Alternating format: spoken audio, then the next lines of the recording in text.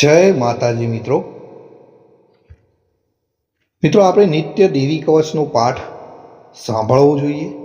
દેવી કવચ કરવાથી આપણું બધી જ બાજુએથી રક્ષણ થાય છે અને એવું કહેવામાં આવે છે કે દેવી કવચ જે છે એ દેવોને પણ દુર્લભ છે।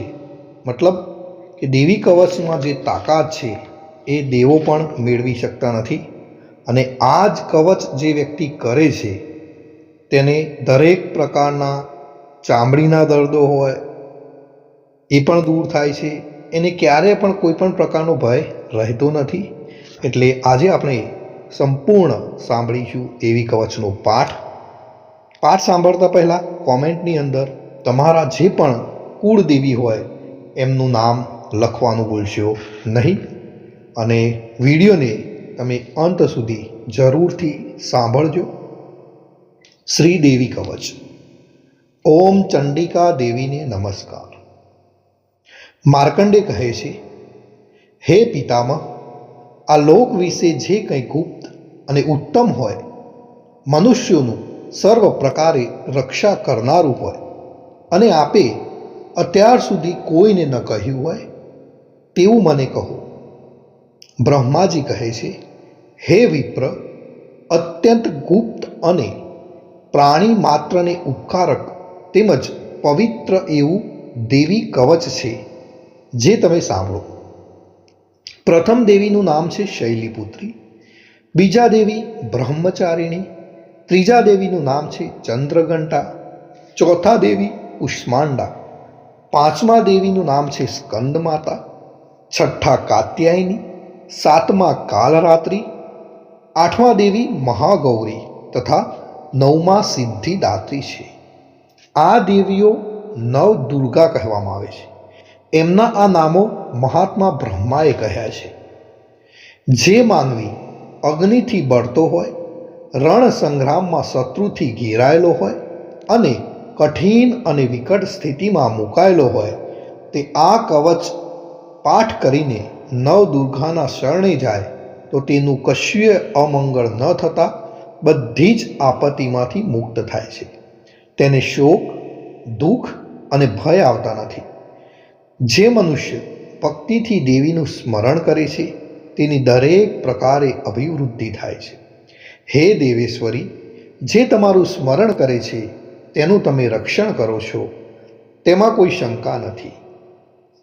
પ્રેત પાડા ઉપર બેઠેલ દેવી ચામુંડા, મહિષ પાડા ઉપર બેઠેલ દેવી વારાહી, હાથી ઉપર આરૂઢ દેવી ઐન્દ્રી અને ગરુડ ઉપર આરૂઢ દેવી વૈષ્ણવી શક્તિ છે।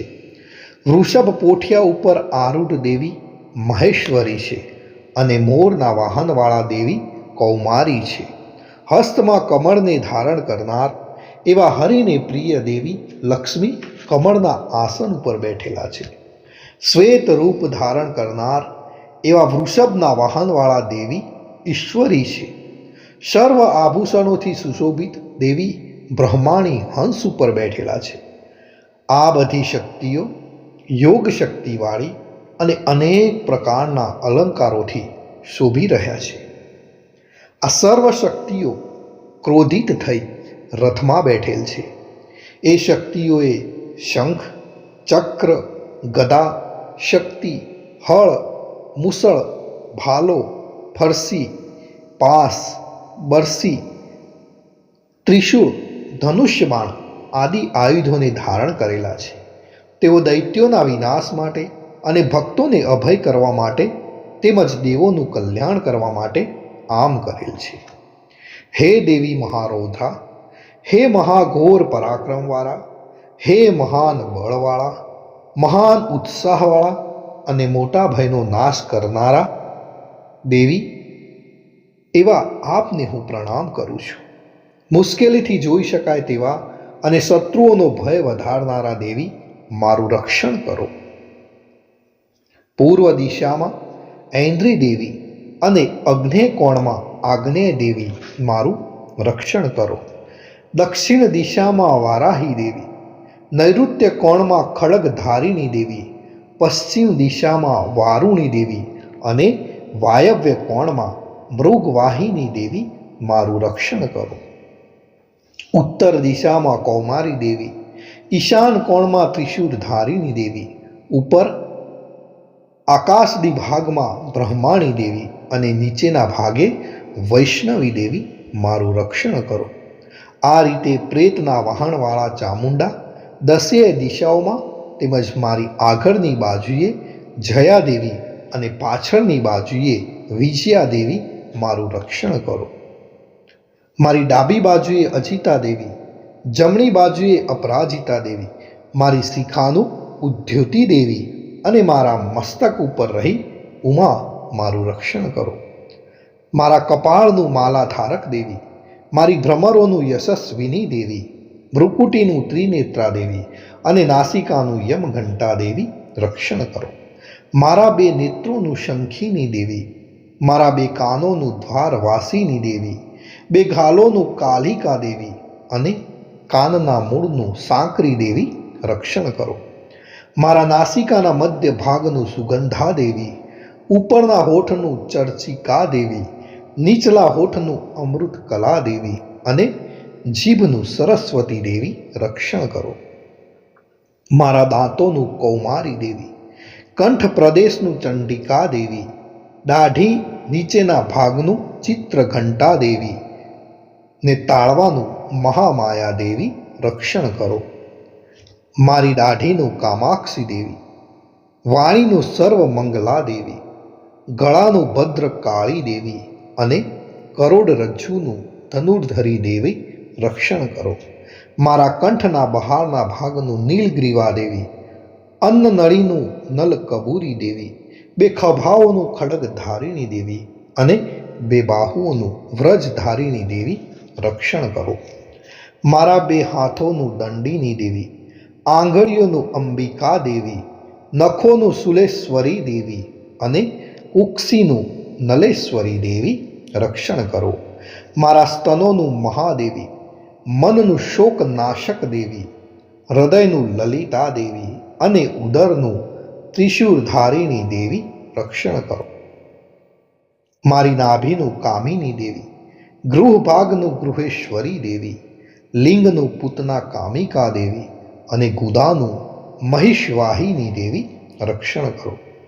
મારી કેડનું ભગવતી દેવી, બંને ઘૂંટણોનું વિંધ્યવાસિની દેવી, બંને જાંઘોનું સર્વ મનોરથ પૂર્ણ કરનાર મહાબળવાન દેવી રક્ષણ કરો. મારી પગની ઘૂંટીઓનું નારસિંહ દેવી, પગના પાછળના ભાગનું તૈજસી દેવી, પગની આંગળીઓનું શ્રી દેવી અને પગના તળિયાનું તલવાસીની દેવી રક્ષણ કરો. મારા નખનું દ્રષ્ટા કરાલી દેવી, કેસનું ઊંચા લાંબા કેસવાળા દેવી, રૂવાટાના છિદ્રોનું કૌબેરી દેવી અને ચામડીનું વાઘેશ્વરી દેવી રક્ષણ કરો. મારા લોહી, મજ્જા, ચરબી, માંસ, હાડકાનું પાર્વતી દેવી, આંતરડાનું કાલરાત્રિ દેવી અને પિત્તનું મુક્તેશ્વરી દેવી રક્ષણ કરો. મારા હૃદય કમળનું પદ્માવતી દેવી, કફનું ચૂડામણી દેવી, નખોના તેજનું જ્વાલામુખી દેવી અને સર્વ સાધાઓનું અભેદા દેવી રક્ષણ કરો. મારા વીર્યનું બ્રહ્માણી દેવી, છાયાનું છત્રેશ્વરી દેવી અને અહંકાર મન બુદ્ધિનું ધર્મચારિણી દેવી રક્ષણ કરો. મારા પ્રાણ, અપાન, વ્યાન, સમાન, ઉદાન એ પ્રાણોનું વજ હસ્તા દેવી અને પ્રાણનું કલ્યાણ શોભના દેવી રક્ષણ કરો. મારા રૂપ, રસ, ગંધ, શબ્દ, સ્પર્શનું યોગીની દેવી અને સત્વ, રજ, તમ ગુણોનું નારાયણી દેવી નિરંતર રક્ષણ કરો. મારા આયુષ્યનું વારાહી દેવી, ધર્મનું વૈષ્ણવી દેવી અને યશ, કીર્તિ, લક્ષ્મી, વિદ્યાનું ચક્રીની દેવી રક્ષણ કરો. મારા ગોત્રનું ઇન્દ્રાણી દેવી, મારા પશુઓનું ચંડિકા દેવી, મારા પુત્રોનું મહાલક્ષ્મી દેવી અને મારી પત્નીનું ભૈરવી દેવી લક્ષ્મણ કરો. મારા પંથનું સુભદ્રા દેવી, માર્ગનું ક્ષેમ કરી દેવી, રાજદ્વારમાં મહાલક્ષ્મી દેવી અને યુદ્ધમાં જયવર્ધિની દેવી રક્ષણ કરો. જે સ્થાન વિશે કવચમાં કહેવામાં આવ્યું ન હોય તે રક્ષા વગરના સ્થાનમાં પાપનાશીની જયંતી દેવી મારું રક્ષણ કરો. જે મનુષ્ય પોતાનું કલ્યાણ ઈચ્છતો હોય તેને આ કવચનો પાઠ કર્યા વિના એક ડગલું પણ ભરવું નહીં. આ કવચથી રક્ષાયેલ માનવી નિરંતર જ્યાં જ્યાં જાય છે ત્યાં તેને અર્થલાભ, વિજય અને બધી જ કામનાઓ પરિપૂર્ણ થાય છે. આ પૃથ્વી પર માનવી જે ચિંતન કરે છે તે તેને ચોક્કસ મળે છે, તેમજ અતુલ ઐશ્વર્યને પ્રાપ્ત કરે છે. આ કવચથી રક્ષાયેલ માનવી પૃથ્વી પર નિર્ભય થાય છે. તે સંગ્રામમાં પરાજય પામતો નથી. તે ત્રણેય લોકમાં પૂજનીય બને છે. આ દેવી કવચ દેવોને પણ દુર્લભ છે. જે મનુષ્ય સવારે, બપોરે, સાંજે શ્રદ્ધાયુક્ત થઈ હંમેશા નિયમ રાખી પાઠ કરે છે તે દૈવી શક્તિને પામે છે. તેનો ત્રણેય લોકમાં જય થાય છે અને તે 100 વર્ષનું આયુષ્ય ભોગવે છે. આ કવચનો પાઠ કરનાર મનુષ્યના વિસ્ફોટક, દાદર, ખસ, ખુજલી આદિ ચામડીના દર્દો પણ નાશ પામે છે. સ્થાવર, જંગમ, કૃત્રિમ વિષ પણ નાશ પામે છે. મારણ, મોહન, ઉચ્ચાટન, મંત્રતંત્ર વિદ્યા, પૃથ્વી પરના, આકાશના, જળમાંના ઉત્પન્ન થનારા અને દંશ દેનારા જંતુઓ અને કુળના દુષ્ટ દેવતાઓથી થયેલ દોષો તેમજ માલા શાકિની, ડાકિની, ક્રૂર ગ્રહો, ભૂત, પિશાચ, યક્ષ, ગંધર્વ, રાક્ષસો, બ્રહ્મ રાક્ષસો, વૈતાલ, કુષ્માંડા, ભૈરવ આદિ વગેરેના દોષો, અશુભો આ કવચ ધારણ કરનારને લાગી શકતા નથી. તેના દર્શન માત્રથી જ નાશ પામે છે અથવા તો નાસી જાય છે. કવચ ધારકને શ્રેષ્ઠ માન, તેજની વૃદ્ધિ, રાજ્ય, ઐશ્વર્ય અને કીર્તિ પ્રાપ્ત કરે છે. જે આ કવચનો પાઠ કર્યા પછી ચંડી પાઠ કરે છે તો તેનો યશ વધે છે. જ્યાં સુધી પર્વત, વન, ઉપવન સહિત પૃથ્વી રહે છે ત્યાં સુધી તેની પુત્ર પૌત્રાદિ સંતાન વંશ કાયમ રહે છે. મહામાયાની કૃપાથી તે મૃત્યુ બાદ પણ દેવોને દુર્લભ એવું શાશ્વત સ્થાન મેળવે છે. તે શ્રેષ્ઠ રૂપ મેળવીને શિવની સાથે આનંદ કરે છે. મિત્રો, અહીં આપણે દેવી કવચનો પાઠ પૂર્ણ કરીએ છીએ. કોમેન્ટની અંદર જય માતાજી અથવા તો તમારી કુળદેવી નામ લખવાનું ભૂલશો નહીં. જય માતાજી.